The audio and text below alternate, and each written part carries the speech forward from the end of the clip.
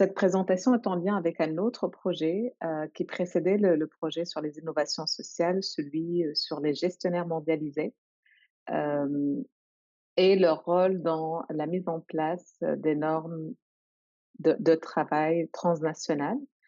Hem, donc c'est un peu différent de ce qui précédait, mais quand même en lien.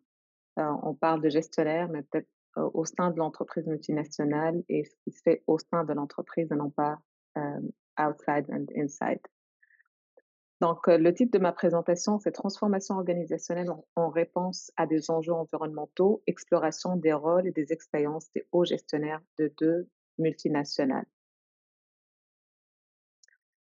Alors, comme toute autre entreprise, les entreprises multinationales connaissent de plus en plus de transformations et doivent s'adapter à de nombreuses contraintes, notamment les 2 plus grandes contraintes technologiques et environnementales. Dans le cadre de cette présentation, je m'intéresse plus, à des transformations organisationnelles en réponse à des enjeux environnementaux, qui ont émané naturellement de 2 études de cas, que nous avons analysées dans le cadre du gestionnaire mondialisé.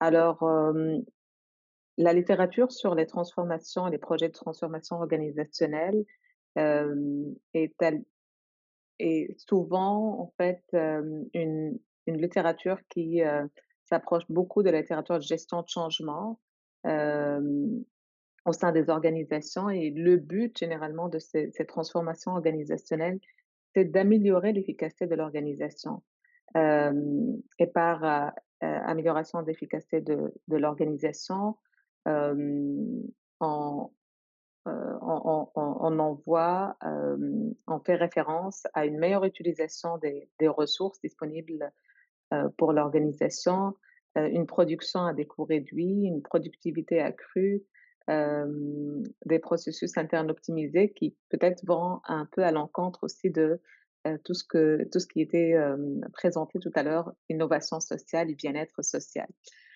Alors, en étudiant un peu la littérature sur les transformations, organisationnelles au sein des entreprises multinationales, on remarque qu'il y a un manque de recherche qui s'intéresse à la fois à cette perspective globale et locale des transformations organisationnelles. On étudie souvent les transformations organisationnelles au sein des organisations nationales, très peu au sein des entreprises multinationales. Hem et surtout, les quelques études qui utilisent ou qui étudient les transformations organisationnelles au sein des entreprises multinationales, hem, montrent qu'il y a un besoin d'étudier non seulement le processus ou le contenu d'une transformation organisationnelle, mais aussi les acteurs impliqués dans le cadre de ce processus de transformation. Des études un peu plus récentes, aussi mettent l'accent sur le besoin de décortiquer les rôles des acteurs individuels clés dans chacune des étapes de transformation. Donc à travers cette présentation, on aimerait, mettre l'accent sur les acteurs individuels, notamment les hauts gestionnaires, qui se présentent comme des acteurs clés dans ce processus de transformation, mais qui sont souvent peu étudiés. Donc on aimerait accorder à ces acteurs une plus grande attention.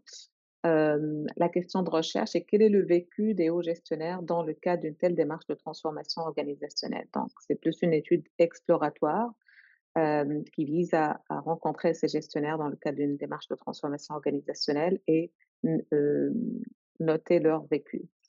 Alors, le cas théorique, on est parti de la théorie ponctuée, selon laquelle les transformations organisationnelles à la fois en rupture et en continu vont s'alterner tout au long de la vie d'une organisation. Et ce sont, souvent des transformations en rupture qui vont aboutir à une transformation stratégique au sein de l'organisation. Hem, on a émis une proposition selon laquelle, qui mobilise la théorie des ressources et selon laquelle ces transformations organisationnelles en rupture, vont, influencer la répartition des ressources au sein de l'entreprise multinationale et cette nouvelle répartition des ressources au sein de l'entreprise multinationale va influencer le vécu des gestionnaires, ou des hauts gestionnaires en matière de politique et pratiques de gestion, tout au long de cette, expérience de transformation organisationnelle.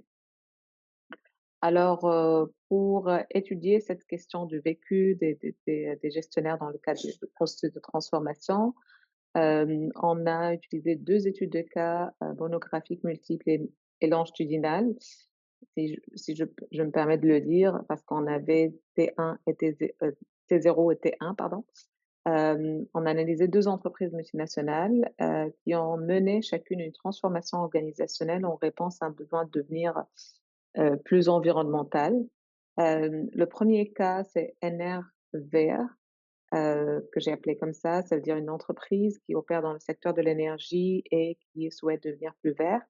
Et le deuxième, c'est une entreprise, qui opère dans le secteur de l'alimentation végétale et puis qui souhaite aussi respecter, hem, développer dans sa stratégie des actions pour respecter l'environnement.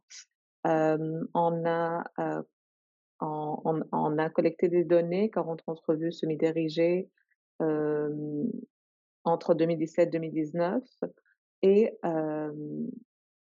donc je vais vous présenter les 2 cas. Le premier, NR hem, en fait, le cas de cette transformation organisationnelle émane des impératifs de ce secteur, qui est le secteur de l'énergie, hem, qui, a poussé l'organisation, vers un changement, vers une transformation radicale de sa structure et de sa stratégie d'affaires.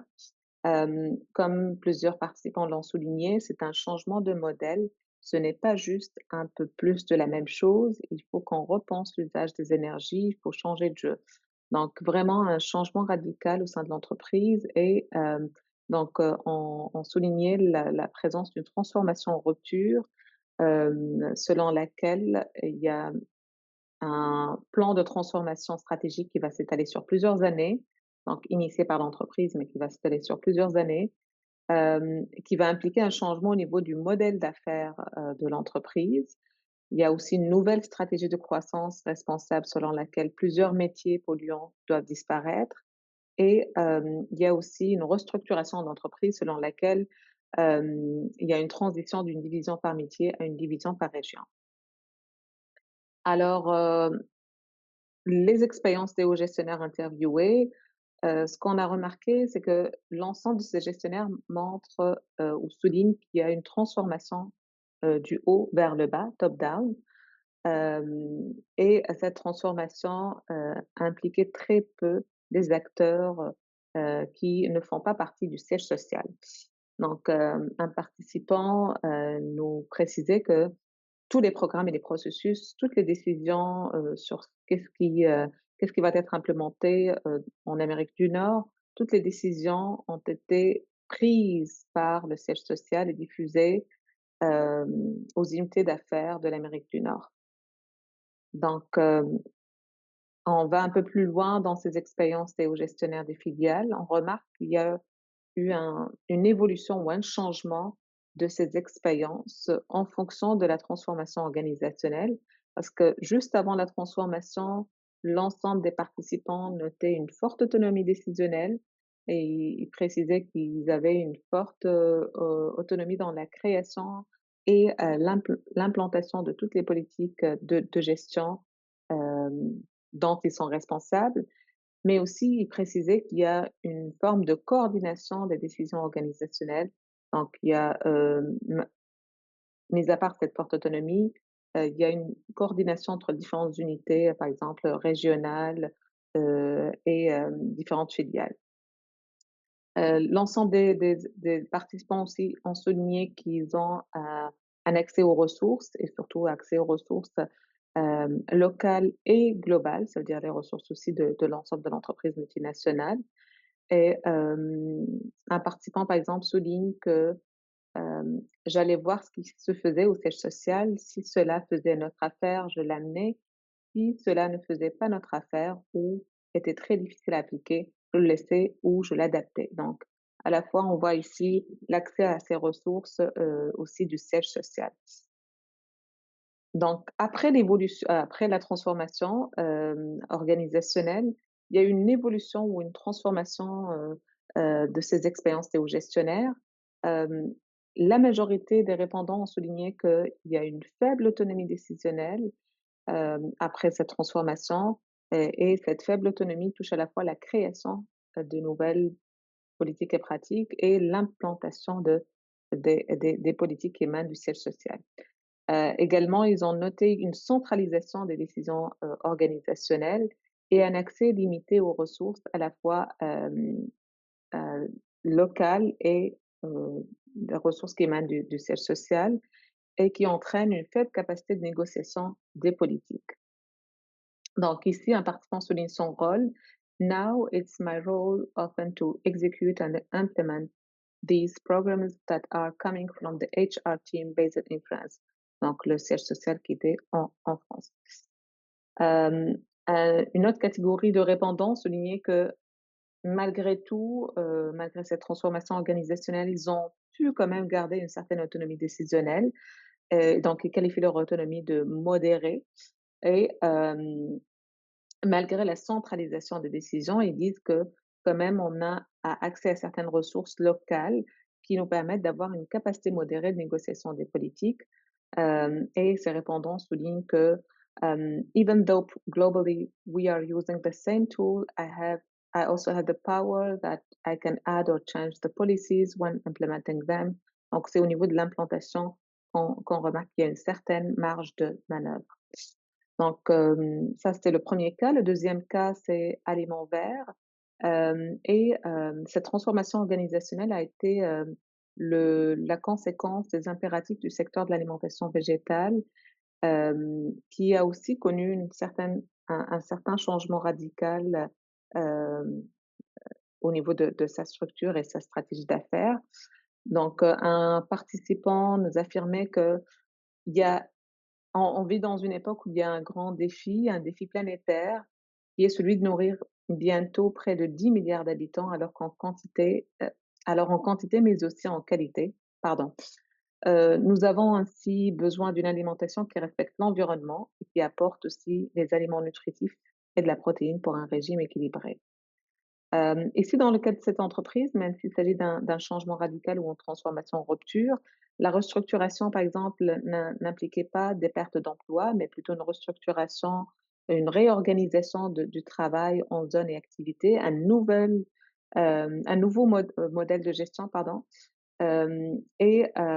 Également, comme tout à l'heure, on a un plan de transformation stratégique qui s'étale sur plusieurs années, une nouvelle vision, de croissance responsable.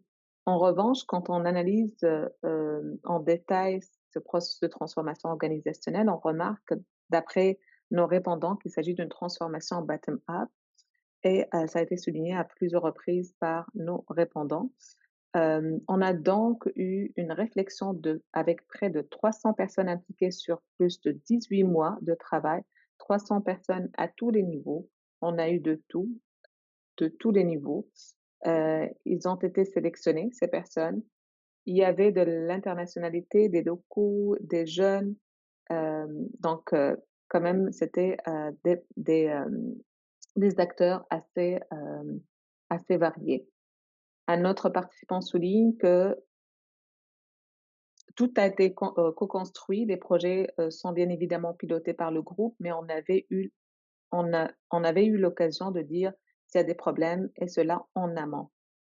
Hem, donc plusieurs, participants soulignent la même chose, qu'il y a I have the impression that it was something which had the room for bottom up as well as top down. What we saw at that time, there was a lot of movements, and the whole vision has been created at that time with people contributing from all around the world.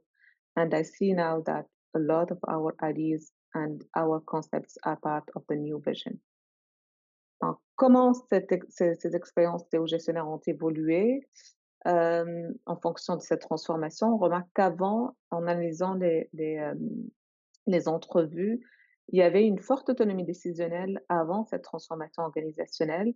En revanche, il y avait une décentralisation des décisions organisationnelles. Donc, chacune des filiales décidait d'une façon différente et qui ne respectait pas les exigences des autres filiales ou du siège social et aussi un accès total aux ressources locales.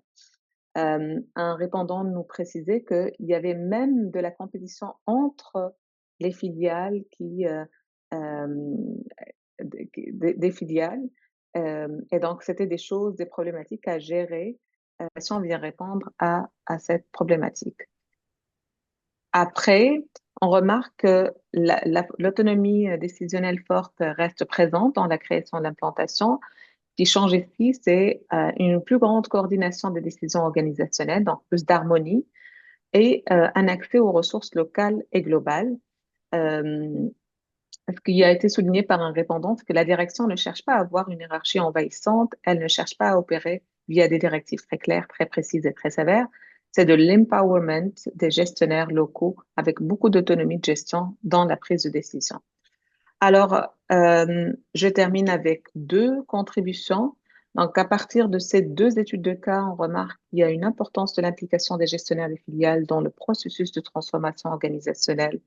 Euh, donc, dans les deux cas, on remarque qu'il y a une différence entre une participation active dans le processus de transformation organisationnelle versus une non-implication dans le processus.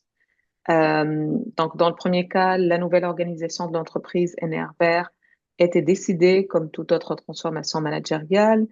Tout a été décidé par le siège social. En revanche, dans le deuxième cas, les participants ou les interviewés ont participé au projet et cela a permis de créer des espaces d'expérimentation à ces acteurs. Un deuxième résultat intéressant ou contribution importante dans le cas de cette idée, parce qu'on est parti de la théorie des ressources, on a remarqué finalement que au-delà des ressources locales et globales, il y a aussi des facteurs individuels qui vont influencer d'une façon importante l'expérience ou le vécu des acteurs, des hauts gestionnaires dans le cadre d'une telle démarche de transformation organisationnelle. Parmi ces facteurs individuels, on note quatre éléments. La capacité d'adaptation, qui est une caractéristique individuelle. Donc, l'acceptation versus le refus de la transformation de la part du haut gestionnaire joue énormément. Deuxièmement, l'identification organisationnelle. Est-ce que cette personne s'identifie à la filiale ou à l'ensemble de l'entreprise multinationale? Son âge et son expérience au sein de l'entreprise étaient également des facteurs déterminants pour l'analyse de l'expérience et le rôle des acteurs dans le cadre d'un processus de transformation. Merci beaucoup.